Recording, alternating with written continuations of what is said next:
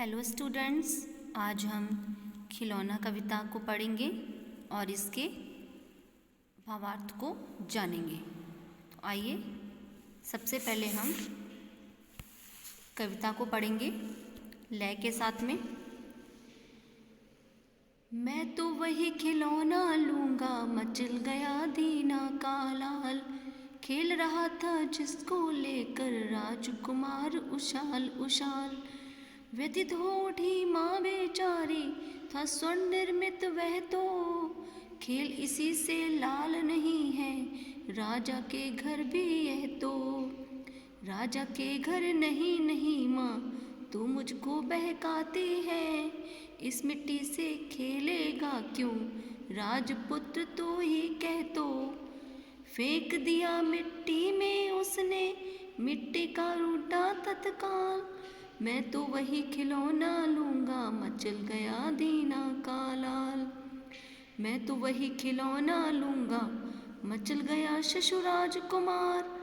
वह बालक पुचकार रहा था पथ में जिसको बारंबार। वह तो मिट्टी का ही होगा, खेलो तुम तो सोने से। दौड़ पड़े सब दास दासियाँ राजपुत्र के रोने से। मिट्टी का हो या सोने का, इसमें वैसा एक नहीं। खेल रहा था उछल उछल कर वह तो उसी खिलौने से। राजहटी ने फेंक दिए सब अपने रजत हेम उपहार। लूँगा वही वही लूँगा मैं, मचल गया वह राजकुमार। तो स्टूडेंट्स, ये थी कविता जिसको हमने पूरी लय के साथ में पढ़ा है। आइए अब हम इसके भावार्थ को जानेंगे, यानी इसकी व्याख्या करेंगे। इस कविता में एक राजकुमार का पुत्र और एक गरीब दीना का पुत्र, इन दोनों बालकों की हट है एक दूसरे के खिलौने लेने की। यानी इन दोनों को एक दूसरे का खिलौना बहुत ज़्यादा पसंद है। दोनों बच्चे एक दूसरे के खिलौने लेने की ज़िद कर रहे हैं। सबसे पहले दीना का पुत्र जो है वो अपनी माँ से ज़िद कर रहा है कि मैं तो वही खिलौना लूँगा जिसको राजकुमार यानी राजा का पुत्र उछल उछाल कर खेल रहा है। अब माँ जो है उसकी बात सुनकर बहुत ज़्यादा परेशान हो गई। यहाँ पर माँ की बेबसी का बहुत ही सुंदर चित्रण किया गया है। यानी माँ बहुत ज़्यादा बेबस है। अब वो क्योंकि राजकुमार का पुत्र जो है वो सोने के खिलौने से खेल रहा है और माँ जो है अपने पुत्र को सोने का खिलौना नहीं दिला सकती, इसलिए वो कहती है कि बेटा तुम इसी खिलौने से खेलो, ये खिलौना तो राजा के घर भी नहीं है। अब बालक क्या उत्तर देता है, आइए देखते हैं। राजा के घर नहीं नहीं, वो कहता है कि हे माँ, राजा के घर ऐसा हो नहीं सकता। राजा के घर ये ऐसे खिलौने तो बहुत सारे होंगे, तू तो मुझको बहकाती है। यानी इस मिट्टी से, ये मिट्टी के खिलौने से राजकुमार खेलेगा?